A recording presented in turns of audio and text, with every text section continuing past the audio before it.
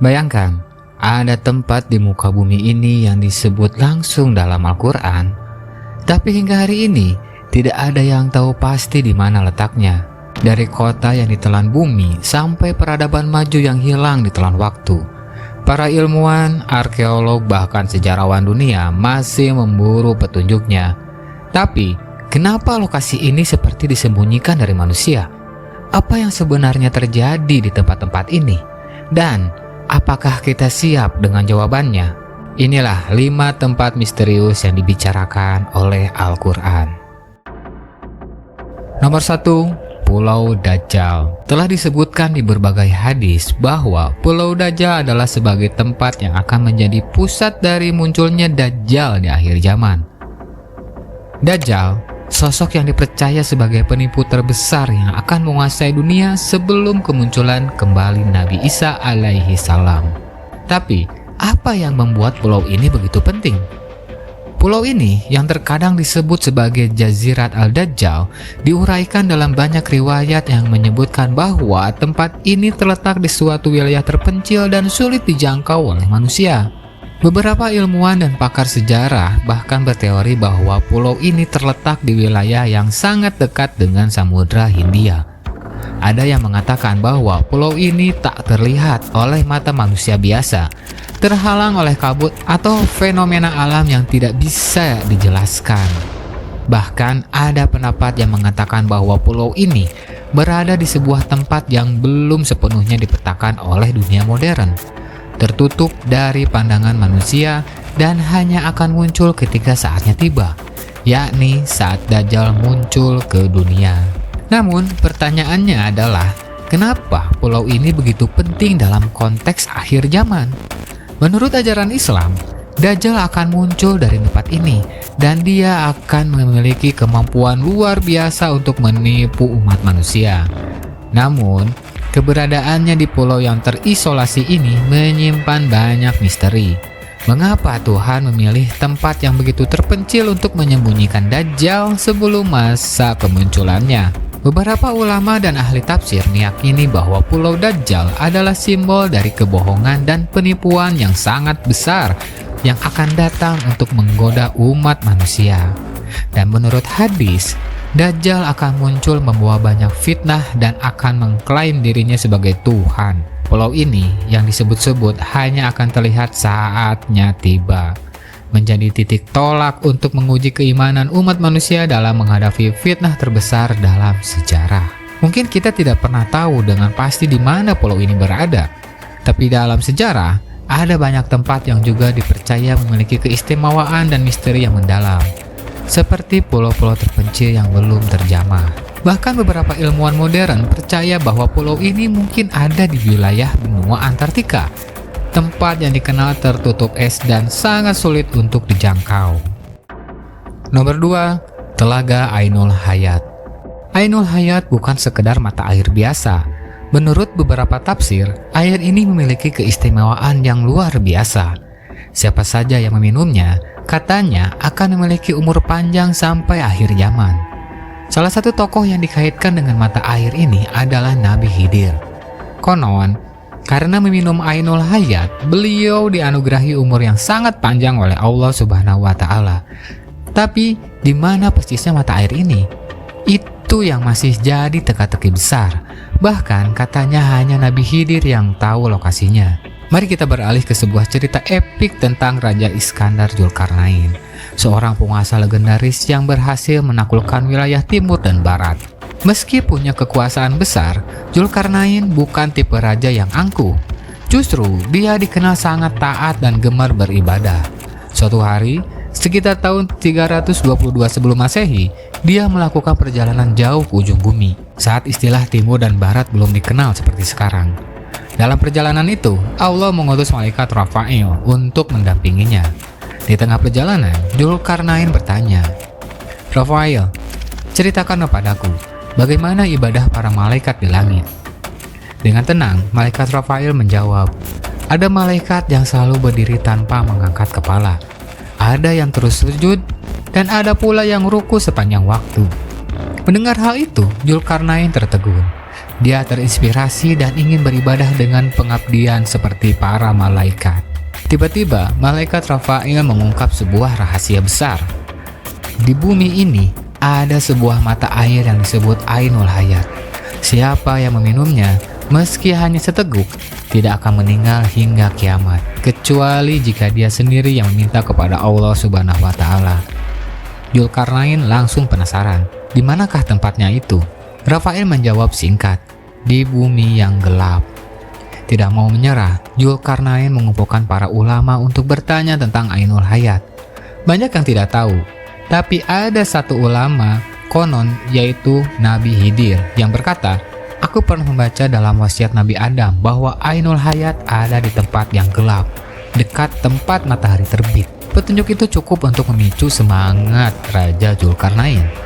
Bersama rombongan, termasuk Nabi Khidir, Dzulkarnain memulai ekspedisi yang panjang.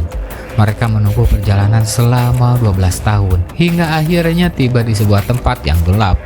Bukan seperti malam, tapi seperti kabut tebal. Di sana, Allah memberikan wahyu kepada Nabi Khidir. Ainul Hayat ada di sebelah kanan jurang, dan itu khusus untukmu. Tanpa ragu, Nabi Khidir menuju lokasi itu. Dia menemukan mata air, kemudian mandi dan meminum airnya. Setelah itu, dia kembali kepada rombongan. Nah, sementara itu, Raja Dzulkarnain, dia menjelajahi tempat gelap itu selama 40 hari, tapi tidak berhasil menemukan Ainul Hayat. Beberapa ulama meyakini, berkat mata air itu, Nabi Khidir masih hidup hingga kini. Namun, cerita ini punya beberapa versi. Ada yang bilang Raja Dzulkarnain tahu tentang Ainul Hayat dari kitab-kitab kuno, bukan dari malaikat Rafael. Ada pula yang menyebut kisah ini berasal dari Israiliyat, cerita yang dibawa oleh orang-orang Yahudi yang masuk Islam. Meski tidak ada hadis sahih yang menguatkan kisah perjalanan mencari Ainul Hayat, beberapa ulama besar seperti As-Suyuti dan Imam An-Nawawi meyakini bahwa mata air ini benar-benar ada, dan Nabi Khidir masih ada di antara kita. Benar atau tidak, itu tergantung pada sudut pandang masing-masing. Nomor 3, tembok Yajuj dan Majuj. Lagi-lagi cerita ini berfokus pada Raja Dzulkarnain, seorang raja yang dikenal adil dan bertakwa. Raja Dzulkarnain mendapat sebuah permintaan dari sebuah kaum. Mereka berkata, "Wahai Dzulkarnain, Yajuj dan Majuj sering membuat kerusakan di muka bumi. Bisakah engkau membangun dinding untuk menghalangi mereka? Kami bersedia memberikan imbalan." Hal ini tercantum dalam surah Al-Kahfi ayat 94. Dan dengan rendah hati, Dzulkarnain menjawab, "Anugerah yang Allah berikan kepadaku jauh lebih berharga dari imbalan. Bantu aku dengan tenaga dan peralatan, maka aku akan membangun dinding yang kokoh untuk kalian." Surah Al-Kahfi ayat 95. Maka dimulailah pembangunan dinding monumental ini. Menurut Al-Quran, dinding tersebut didirikan di antara dua gunung di wilayah timur dekat tempat matahari terbit, sebagaimana disebutkan dalam surah Al-Kahfi ayat 90 dan 93. Prosesnya tidak sederhana. Mereka menumpuk potongan besi hingga setinggi puncak gunung, lalu menuangkan timah cair di atasnya. Hasilnya adalah dinding yang sangat kuat, tidak bisa didaki ataupun ditembus, yang berhasil mengurung Yajuj dan Majuj. Namun, di mana tepatnya dinding ini berada? Hingga kini, lokasinya masih menjadi misteri. Beberapa sejarawan menyebutkan kemungkinan di dekat kota Tirmidz yang dikenal dengan pintu besinya. Pada abad ke-15, seorang ilmuwan Jerman, Schildberger, dan sejarawan Spanyol, Clavijo, pernah mendokumentasikan tembok di sana, menduga itu adalah dinding Dzulkarnain. Namun, ada pula pendapat bahwa itu hanyalah tembok kota biasa, bukan karya Dzulkarnain. Kisah lain datang dari masa Khalifah Al-Watsik yang mengutus pasukan untuk mencari dinding ini. Setelah menjelajah lebih dari 2 tahun, mereka melaporkan menemukan dinding besar dari besi dan timah dengan pintu raksasa yang terkunci rapat. Di sekitarnya, konon ada benteng dengan persediaan susu dan madu, dijaga oleh kerajaan tetangga. Sayangnya, sumber cerita ini tidak cukup kuat. Kebenarannya masih dipertanyakan. Al-Quran sendiri menegaskan bahwa dinding ini berdiri di antara 2 gunung, sebagaimana dijelaskan dalam ayat 93 dan 96 dari surah Al-Kahfi. Zulkarnain menyebutnya sebagai rahmat dari Allah.